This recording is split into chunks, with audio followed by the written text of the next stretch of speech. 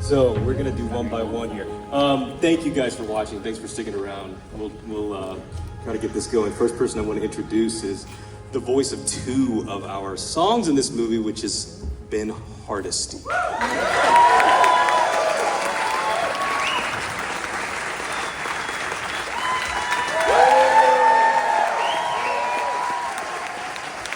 Ben is the writer and singer of our song in the center of the film, Quill, that Matthew teaches to Kateri. And he was a huge inspiration to get this thing made and have it be a musical. So thank you, Ben. Our second one, we're gonna bring up Mr. Rippy, the counselor, Rob Morgan.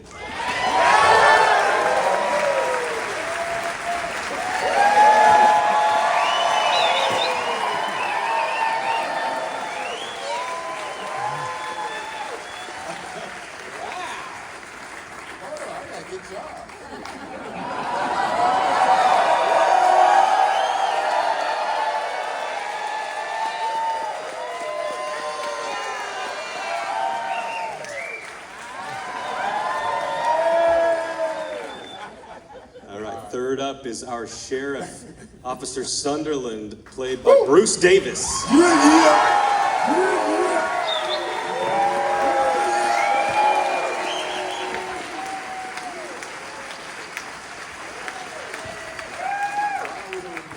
feel like I got to introduce this pair together. Tony Revolori and Jake Horowitz, who play Remick and Colmar.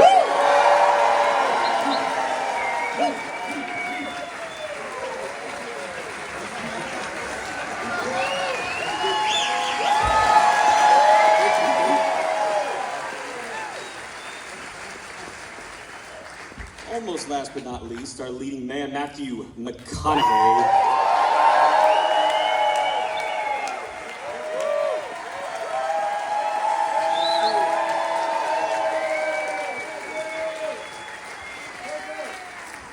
And absolutely last, we got Mr. Cole Sprouse, almost.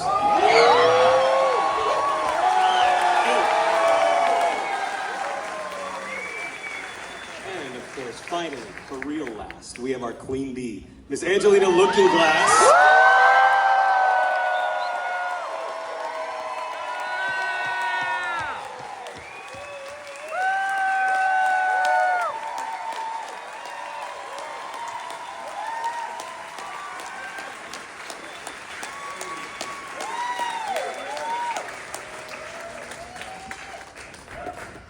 All right, now I wasn't here for the intro, so I didn't get to gush on this film a little bit, so I'm going to take a time to say that I'm a huge fan of Fast Tonight, and so I have been asking for years, every time we open up submissions, what's going on with this film? What's going on with Rivals of Amziah King? What's going on? And this year they finally submitted it, and I had no idea what to expect, and I don't think anyone could have predicted this is the film that you would follow that up with.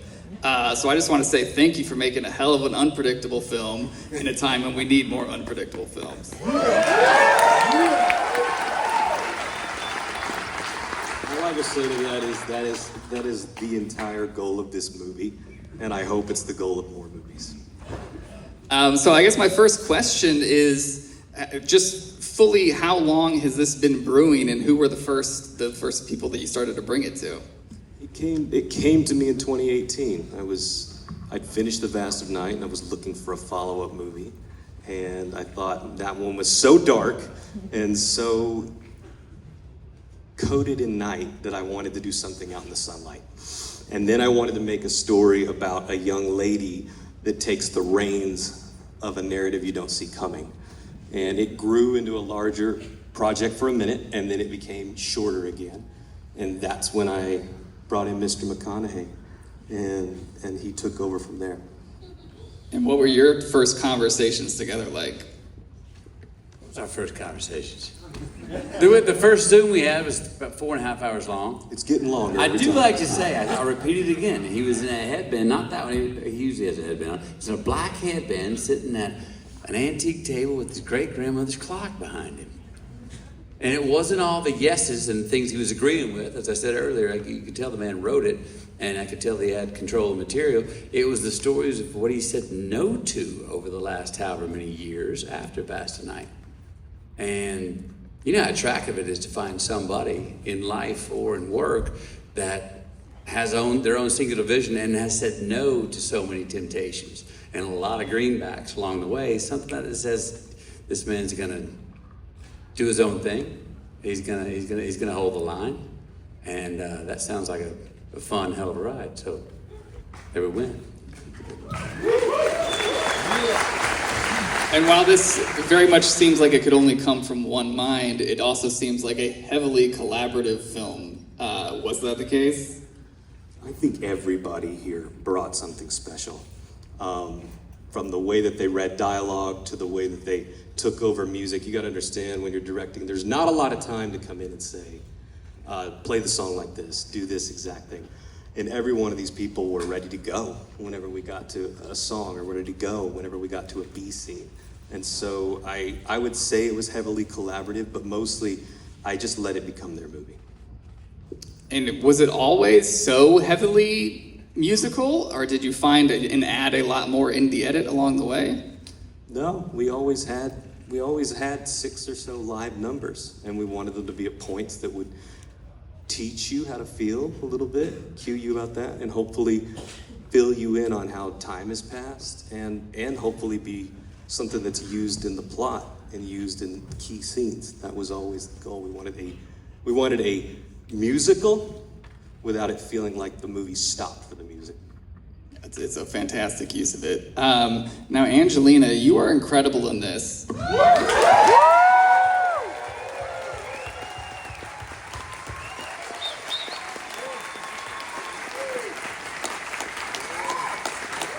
And it falls on you to carry a lot of the film in some very unexpected ways. So can you talk about what you talked to Andrew about on set and leading up to it, or your co-stars? What kind of conversations you had once it shifted? Yeah, it like, you know, I grew up with like all of them, you know, I grew as a person, and yeah, when it shifted, it kind of like when Matthew kind of left set, it like definitely felt like the weight of that movie was on my shoulders, but with everybody that was on set, you know, like Jake, Cole, Rob, everybody, it felt like, you know, they were taking me under their wing, and yeah, it just, like everything just kind of flowed pretty nicely. And beyond Mr. McConaughey here, what was the casting process like? Were there a lot of just surprises along the way for you, Andrew, as you started sending it out to people? We had the best people want to be in this movie. I had already met most everybody here. I think Rob was somebody I met for the first time for this role. I'd known Tony. Bruce had a wonderful role off screen in my prior film. Jake had been in my prior film and ran around with a, you know, tape recorder in his hand. I met Cole, I think on, you know, Zoom at some point because he was a fan of my film. Matthew was somebody that once he learned that he liked what I worked on and what I'd made and what I had written, I feel like we connected. He probably maybe knew he was going to do the movie before he even told me, you know, in a few moments. And then we got to working on it and we got better at it and we figured out the whole thing. But everybody here, I feel like, brought something I hadn't seen them bring before. And so I'm extraordinarily proud of this cast, and I'm glad that they were willing to trust me to make this kind of film.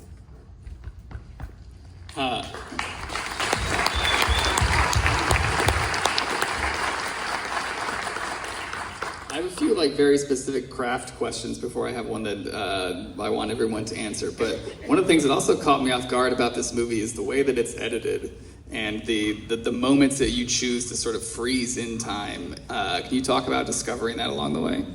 Absolutely. Discovered it on the night that we shot our first scene of the movie, where Matthew sings the first song. And it felt natural for us to sort of throw back to a different kind of movie, something from another decade. We went with a whole lot of ideas of it feeling like it was supposed to be from the 70s, even though the movie's set more modern than that. And then we played with it a little bit more. My incredible editor, Patrick Smith, who's in the room right now, actually more or less saved my tail from doing too much of anything and trying to keep it kind of grounded. But it started with watching them perform the first scene of the first scene of the movie. And when it came to rehearsing moments throughout, did you have to cram all the music into one sort of big rehearsal, or were you able to space it out throughout production? I would love the musical people to answer that. It was spaced out. Yeah. We would walk around just playing the instruments. You know, we just have, like, my man would just have the mandolin just walking around playing it. I'd have my ukulele just walking around playing it. You know, so it was kind of like just a part of just the set. We made it our lifestyle on the set to just walk around with instruments. So that was fun. It was spaced out. Meaning we didn't get together and shoot all 6 musical numbers at once. Those were live chronologically when we shot the scenes. Some of them went longer and different than we originally intended, in a good way, I think. A hell of a good way. You know? And so was there a specific musical number that each of you were looking forward to along the way? Look, for me, it was the one back at the house where introducing Kateri, saying, "No, you know the words. Now you're going to join the band, bringing her in." And that's Amziah. My character's go from princess to being a queen. Come on, Amziah's got a wonderful way of putting someone right in the middle in the spotlight when they're uncomfortable, but putting the spotlight on them and making them the center of the universe. And that scene, as a lot of people applauded tonight, there's so much love, life, and spirit in that scene. There's not a joke in it, but everyone,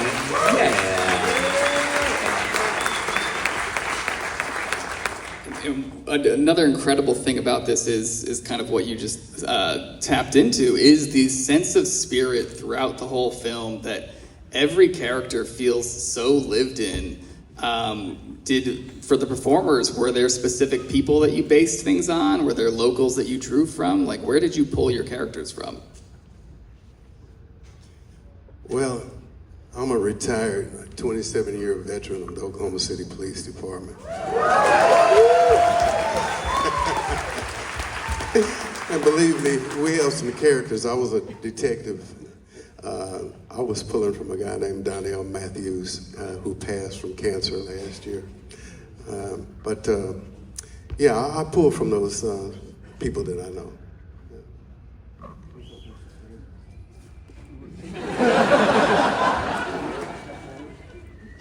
we're getting pranked from behind the screen. Someone said there's bees behind the screen. We're not afraid of them. Cut into the wall. Anybody else want to answer that question? Characters that you pulled from? Yeah, I mean, some people who I went to high school with, but also Andrew knew a few people like this, I think. And we traded stories for weeks. Yeah, that's how I came up with it. Yeah. Yeah, I got one. I mean, mainly my brother. Just a greasy fish fry cashier, man. That's it. Just a guy that can get you anything you need, if the money's right.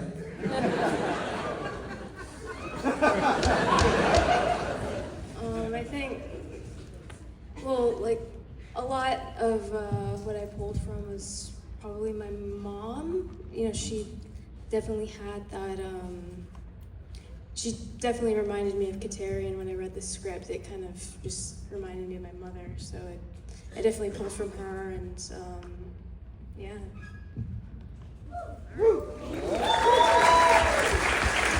And then as sort of one last group of questions, we have to wrap it up.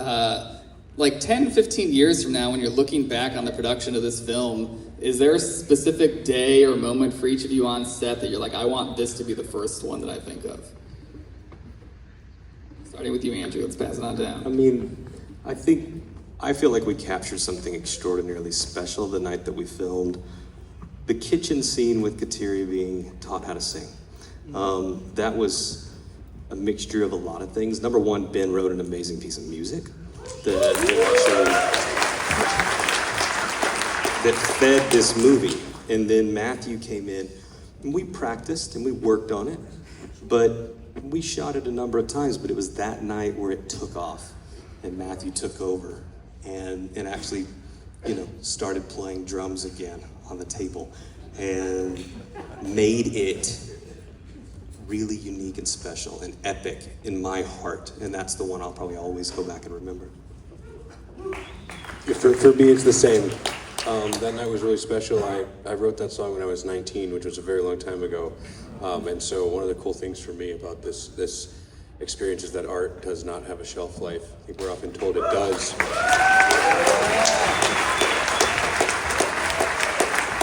And then that night, we were gonna do it to a recording, and Andrew was like, "No, let's do it live. Let's go." And we all kind of got together in the back room, and we're like, "We can do this. Let's do this." And I think kind of the magic from that moment is from that call. So. Let's keep it going. Any 10, 15 years from now, what's the first memory you want to have of this? Oh man, the first memory is that this is literally a full circle dream come true. My very first movie, I was a background extra in this movie called Contact. Contact is my favorite film of all time. So yeah. Bro, I was a background extra, and they allowed background to make some noise, so I ad-libbed my scene. And I told Jodie Foster there was nothing out of space, don't waste my tax dollar, get a real job. And so, when I saw it on screen, it just really gave me the ambition to pursue this craft and this career. So 30 years later, I'm opposite this man. And I'm like, man, we're in the car, we just waiting for our say. I'm like, man, I don't mean to be too, intruding, man, but I gotta tell you, 30 years ago, my first movie was Contact. And now I'm like acting opposite of you as in the same movie. And he's like, yeah, man, 30 years I've been doing what I've been doing to be here acting with you.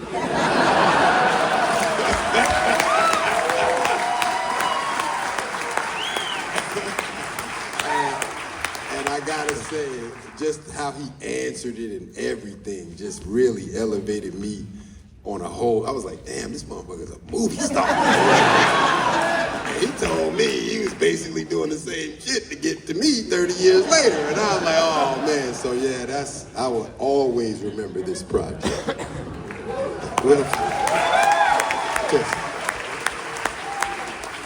Well, for me, of course, it's going to be acting with Matthew McConaughey. Right. I sat there in the first scene, and I was like, this is Matthew McConaughey.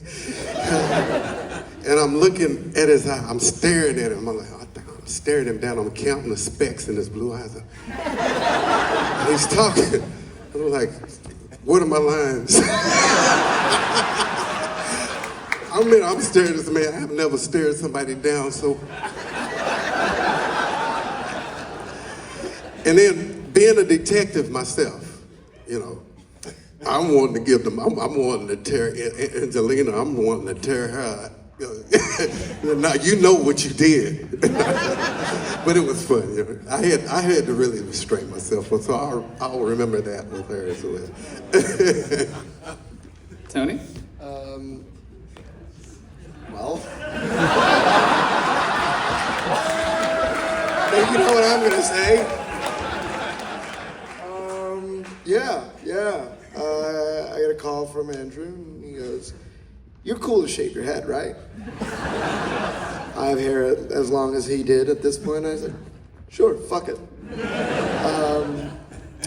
And of course, they ended up still putting a bald cap on me and doing the whole thing. But no, I'm very grateful I got to work with my brother.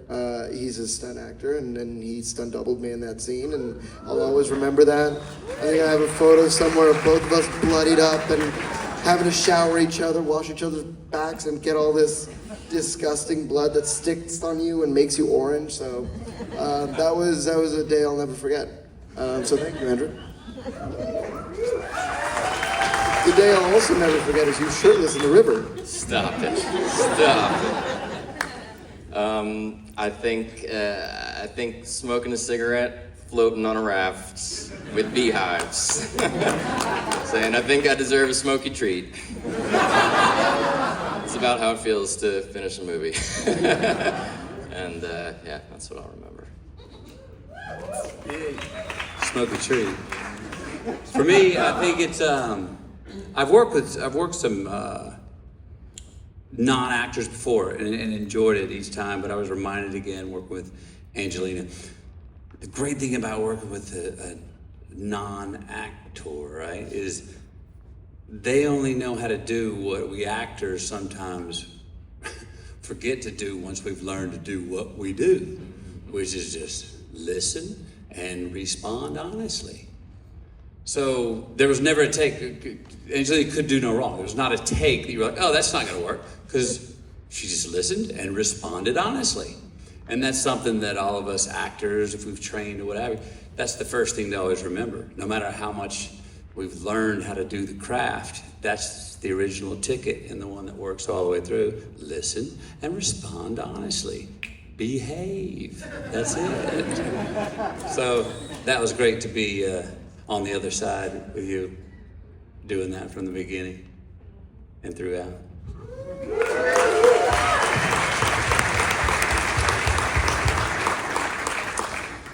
I was only there for one day. Well, they only offered me $6 million for one day of work. And I said, can we make it 2? And they said, that's way outside our budget. But no, I mean, the one day I was there, I got to work with Ange, and I think for me, I'm like, I started working when I was really, really young, and I've been convinced that there's like this kind of fugue state you enter into when you're a child actor or you're a first-time actor, where you're super, super present, and every project from that very first project you do is this addition to a consciousness that can be good or bad. Am I making sense? But I think it was really beautiful to watch you work. And I was only there for a single day, and Andrew, of course, threw 30 pages or whatever it was onto me at once, but I really loved it. I do recall Andrew asking me to speak really fast. I recall Andrew asking me to say the lines as if there were no grammar or punctuation at all, which I think held up in the film. And yeah, that was kind of it.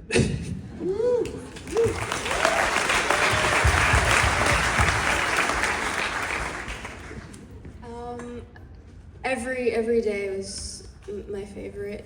I got to work with everybody, and it was just really such a great learning experience as an actor.